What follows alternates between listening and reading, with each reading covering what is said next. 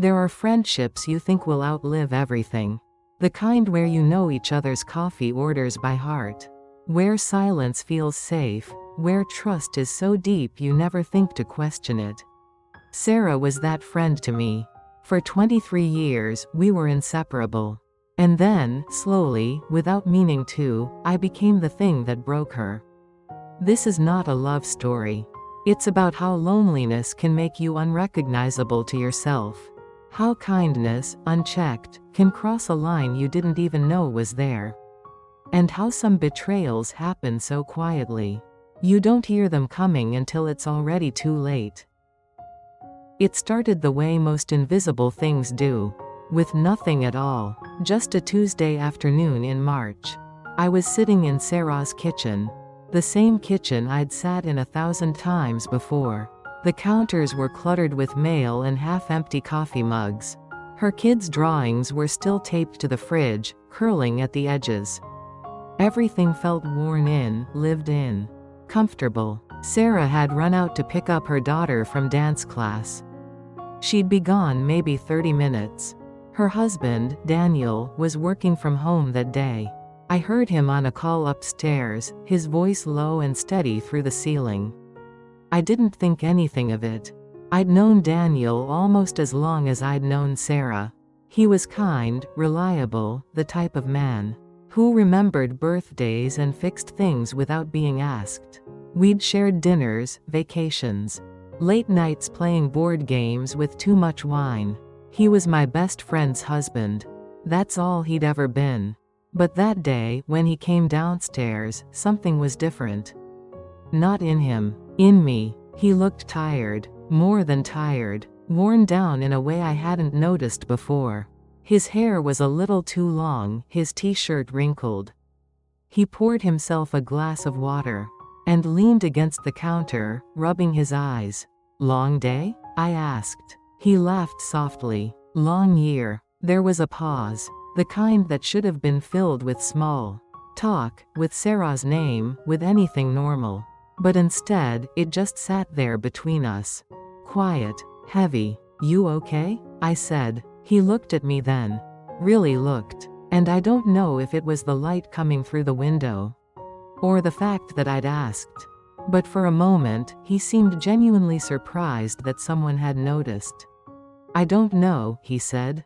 Honestly, I don't know anymore. I should have changed the subject.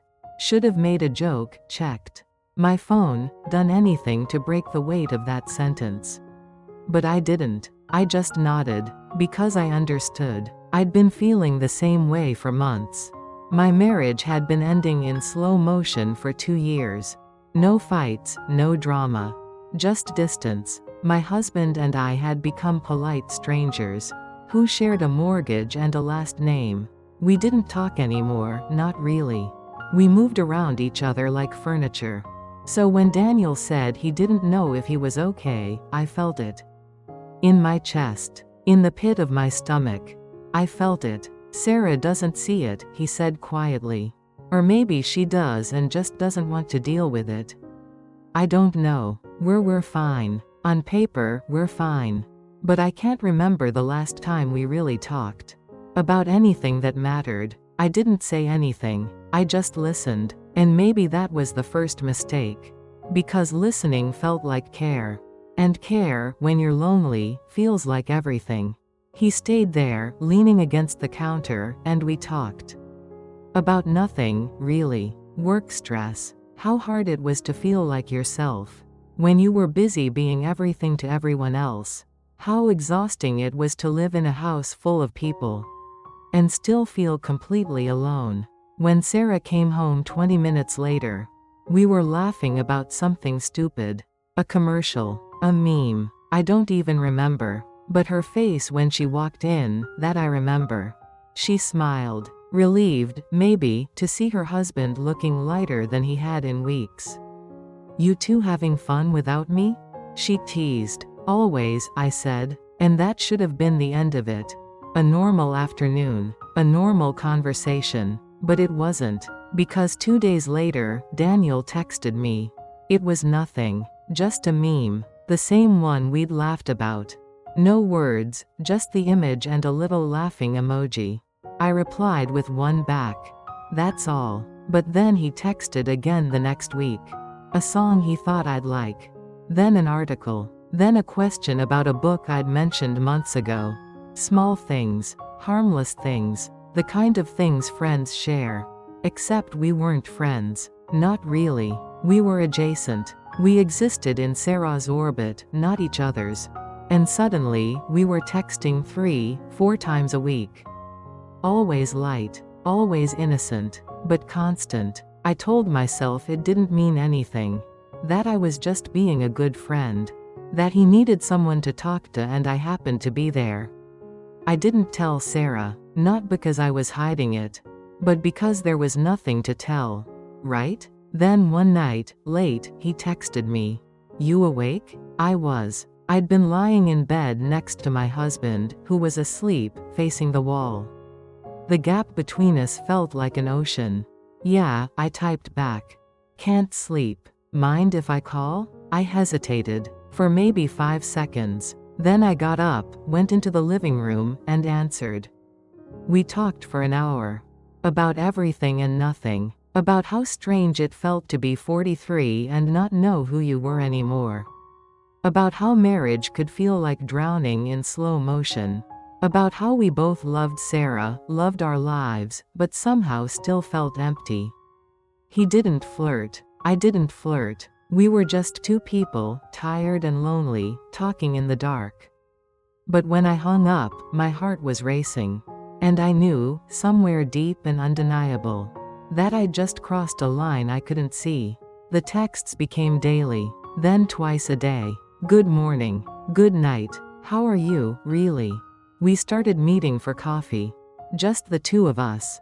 Always during the day, always in public, always with an excuse.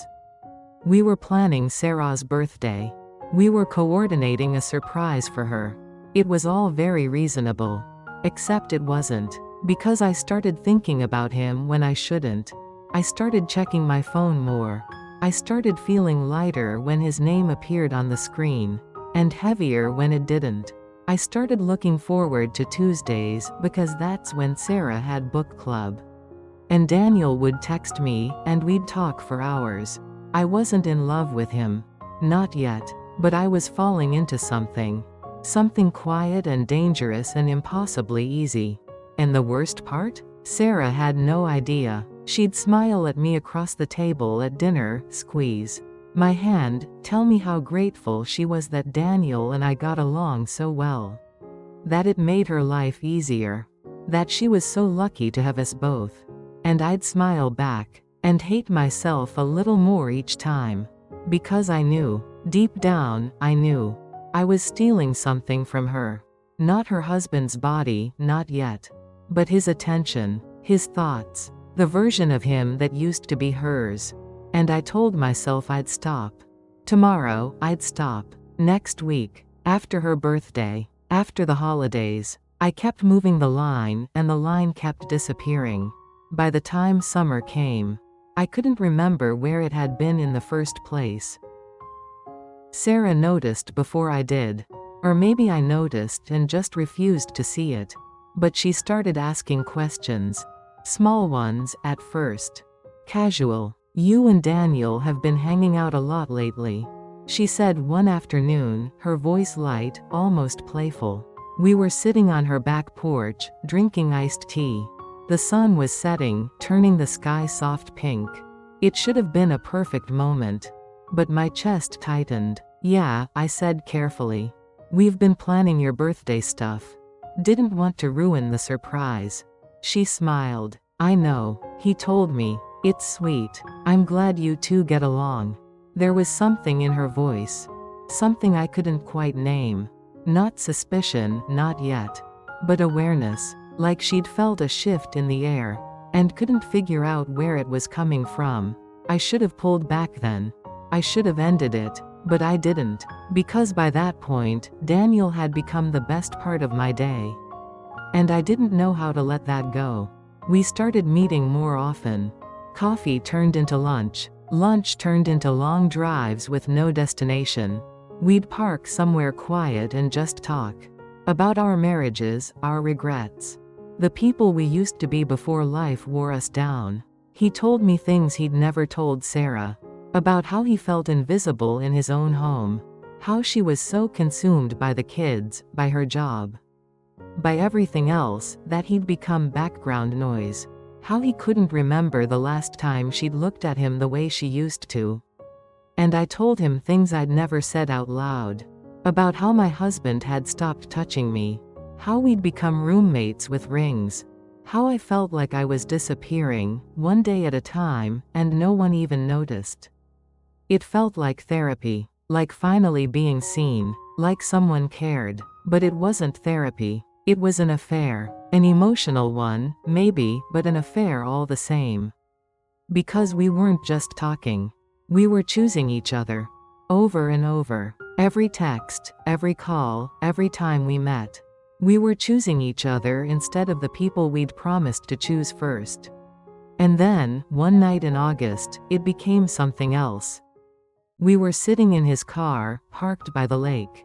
The windows were down, the air warm and thick. We'd been talking for 2 hours.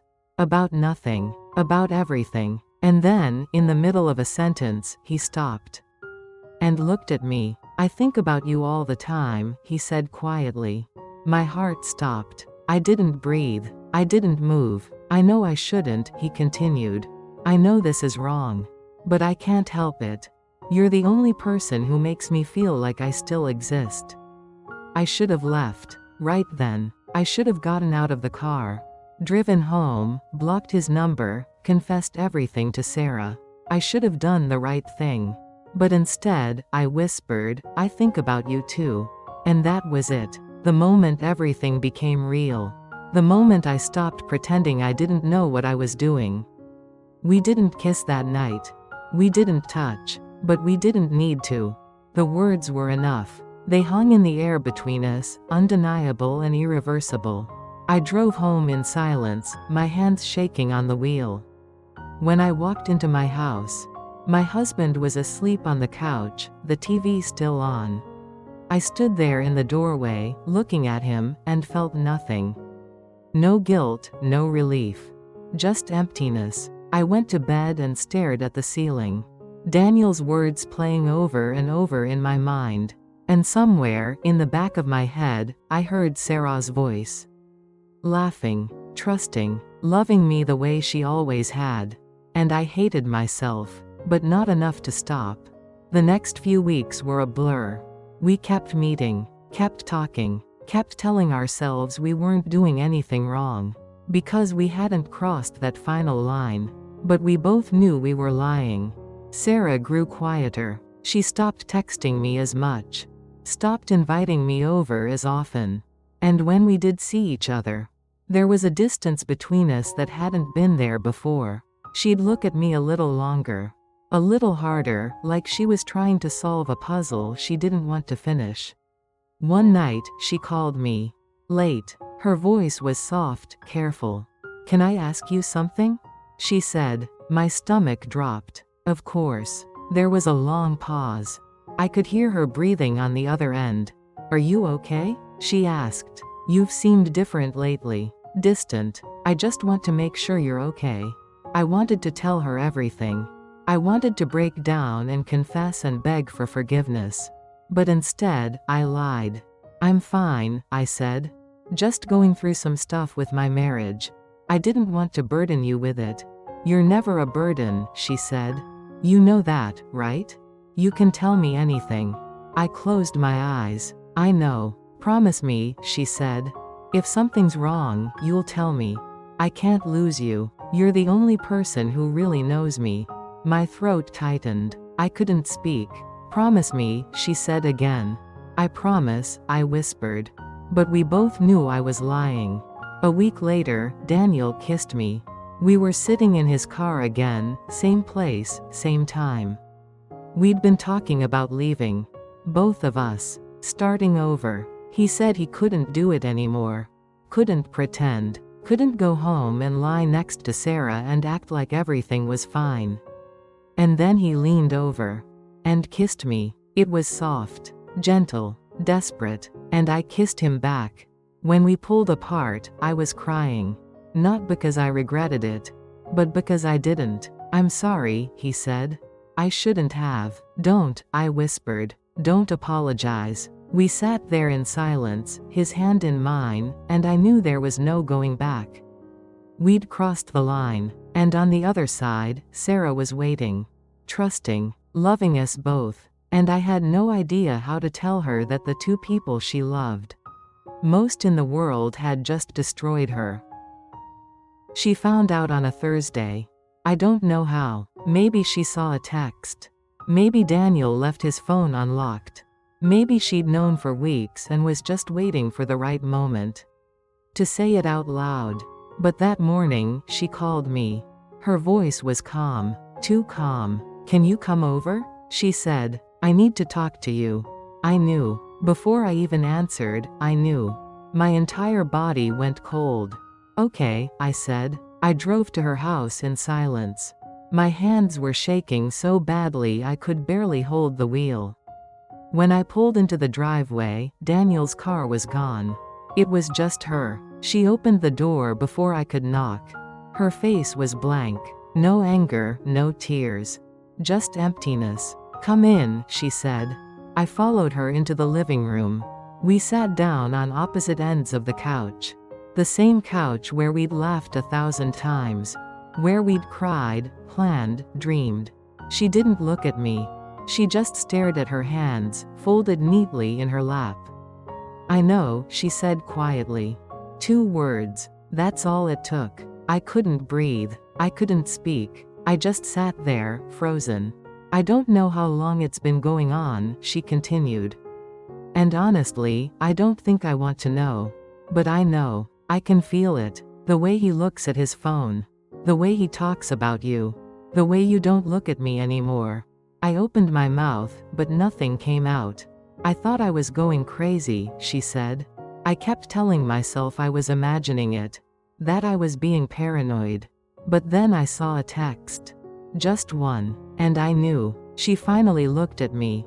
Her eyes were dry, but there was something broken in them. Something I'd never seen before. Why? She whispered. I wanted to explain. To tell her it wasn't planned. That it just happened, that I never meant to hurt her. But all of that felt like lies. Because the truth was simpler, and so much worse. I was lonely, I said. She laughed. A short, bitter sound. So was I. The words hit me like a slap. I hadn't thought about that. Hadn't considered that maybe she was lonely too. That maybe she'd needed someone to see her, to care, to ask if she was okay. And instead of being that person, I'd taken the one person who was supposed to be hers. I'm sorry, I whispered. Don't, she said sharply. Don't say you're sorry. You're not sorry. If you were, you would have stopped. She was right. I'd had 100 chances to stop. And I hadn't taken any of them. I loved you, she said, her voice breaking. More than anyone. You were my person. And you took him. You took the only other person who was mine. Tears were streaming down my face now. But she wasn't crying. She just sat there, staring at me, and I realized she'd already cried. She'd already done this alone, in the dark. While I was texting her husband good night. I don't know what you want me to say, I whispered. I don't want you to say anything, she said. I want you to leave. And I don't want you to come back. I stood up. My legs felt weak, unsteady. I looked at her one last time, hoping she'd say something else. Anything else. But she didn't. She just turned her head away. I walked to the door. My hand was on the knob when I heard her voice behind me. I hope it was worth it, she said softly. I didn't answer. Because I didn't know if it was. I got in my car and drove. I don't know where. I just drove until I couldn't see anymore, until I had to pull over. Because I was sobbing so hard I couldn't breathe. Daniel called me later that night. I didn't answer. He called again. And again. On the 5th try, I picked up. She knows, he said. I know. There was a long silence. What do we do? He asked. I don't know. And that was the truth. I didn't know. I didn't know how to fix this. I didn't know if it could be fixed. I didn't know if I even wanted it to be. I'm leaving her, he said. I'm going to tell her tonight. I can't do this anymore. I can't pretend. Daniel, I love you, he said. I closed my eyes. Don't. I do. I love you. And I think you love me too. Maybe I did. Or maybe I just loved the idea of being seen. Of mattering to someone. Of feeling something other than invisible. It doesn't matter, I said.